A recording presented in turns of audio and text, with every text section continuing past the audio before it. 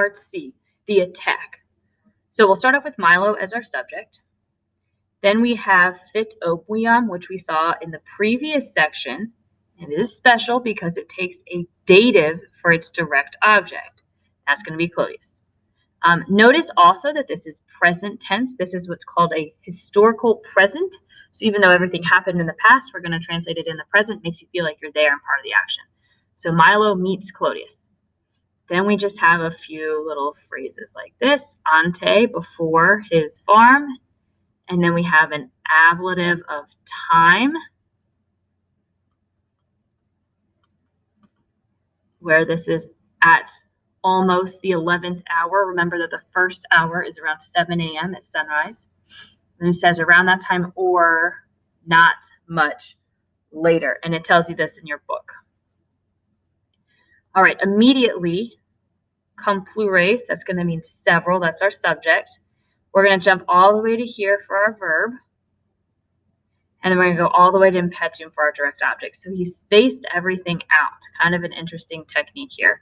And then within that, we just have a couple prepositional phrases. So several make an attack with weapons. And then the in hunk in your text, it tells you that the hunk is Milo. And then this is not noted, but when you, instead of saying into Milo, making an attack or onto him, maybe say something like against. And then this hunk again is Milo. So the implication here is that Clodius's people started the fight. All right, and they made the attack from a higher place. So where they're in the advantage. Next, we have this adversi as our subject. This is a very short phrase. We have our subject, our direct object, and our verb, kind of indicating that swift, decisive action. Adversi in the book means those standing opposite. So those standing opposite kill the coachman. Alrighty, and then we have a cum clause that's going to go from here to here. And we've got hic as our subject, and hic will be Milo. So when, however, he, being Milo, we've got de rida, prepositional phrase, and then check this out. Painula we had in the last one, or a version of that. That's a riding cloak or traveling cloak. And then a reacta is a perfect passive participle. And your text tells you, and perhaps you noticed it yourself, that this is an ablative absolute. So after his cloak had been thrown down, thrown back. And then there's our verb. So he had jumped down from the carriage. And he, being Milo, was defending himself. Remember that que jumps in front here. So we'll say, and he was defending himself.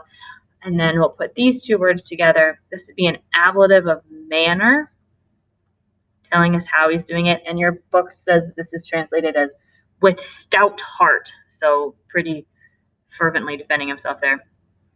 Then we have illy. So remember, we were in a cum clause. So when this happened, those people, relative clause. This is obviously just going right back to there. Who were cum Clodio. And then we have this gladiis eductis, which is another ablative absolute. After their swords have been drawn, we're going to have, this is a little bit complicated, so just kind of follow me here. We'll use partem as our subject. So it is illy, but it's kind of continuing to be partem. So like part of them. And then we have another partem. So we've got these two subsets of the illy. And then the main verb is incipiunt. So part begin to do something and part begin to do something. So the first part begin to run back to the carriage.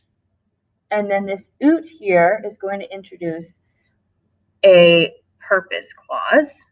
So why are they running back to the carriage? To attack Milo from behind. Then the other part, then we have this little quod clause. So because they thought that indirect statement, so I'm going to use my squigglies for this, that he, being Milo, was killed, began to kaidere, to cut down or to kill his slaves,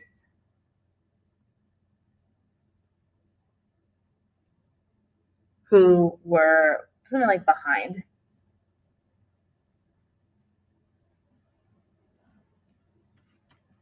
Now the question